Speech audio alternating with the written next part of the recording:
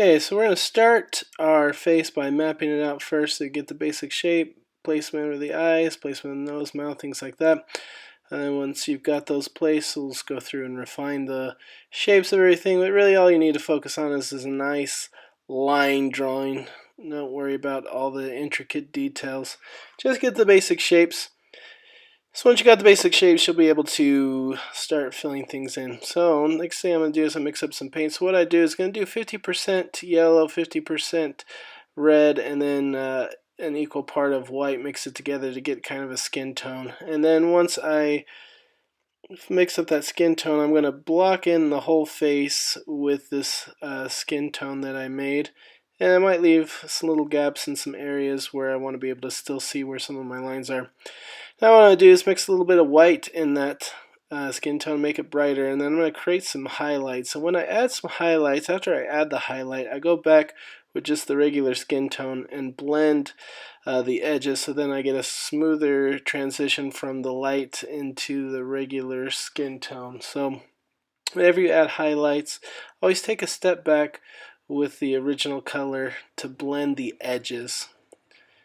Alright, so then I'll mix a little bit of black into that color, start to create the shadows. And just like I did with the highlights, once I add some shadows, I take a step back with the plain skin tone, and then I blend the edges, so then I get a smoother shadow going down on my face there to make things a little nicer, smoother transition. So then, you give your face some nice shape. So you don't want it to look flat. You want to see some of the highlights from the shadows, and that will round out the shape of your portrait. So just look where the highlights are, look where the shadows are, and just blend those in.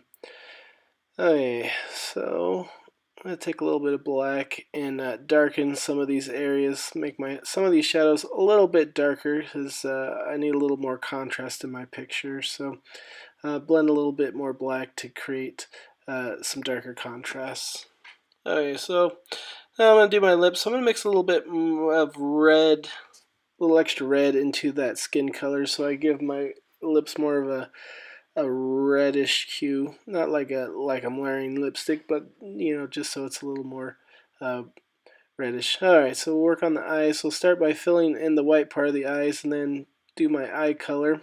So I'm going to do my eyes green and make some little flecks of highlights to give us some texture. Add a couple pupils and little white highlights in the center of the eyes to make them a little more glossy. I'll go around the edge with a thin brush to kind of show where the eyelashes are.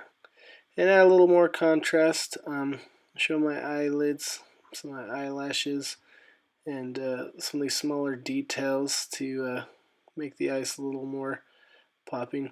Alright, so now let's go ahead and start filling in my hair. So I'm going to do a block of color. So whatever color the hair is that you're doing, just use that as kind of your base. And then fill everything in with that base coat of color. Now once I've got the base coat, I'm going to go and start adding some texture and some darker values. So use my smaller brush. Show a little more of the hair texture through the hair and give it a little more depth, a little more form all throughout here. And add a few more shadows. Add a few highlights in the hair to make it a little more shiny. And add some other little wispies growing out here and there so you can see where the hair is actually growing out of the head and not just sitting there. Okay, so now I'll go ahead and fill in the clothes. I'll just fill the clothes in with a base of color for whatever color you're painting the clothes. And then I'll add some highlights with some white and blend that in so you can see some of the folds and layers on the clothes, so the clothes don't look flat but they have some shape to them. And I'll take a little bit of black and add some shadows to give a little more form to the shirt as well. Then I'll just fill in the background with just a wash of color. Whatever you want to do for the background doesn't matter. I'm just trying to use up some of the extra paint I had, so I blended it all together, and now I'm just going to fill in the background with this blending of muddy paints just to fill it in and use up some of my paints. And I'll go through and touch up some of these edges, show some of these hairs sweeping over the background, touch up the air, and then you're good to go. So you choose whoever it is you want to do for your portrait. Just head and shoulders, that's all you need. Make sure your face is balanced and proportional, and then that's all you gotta do.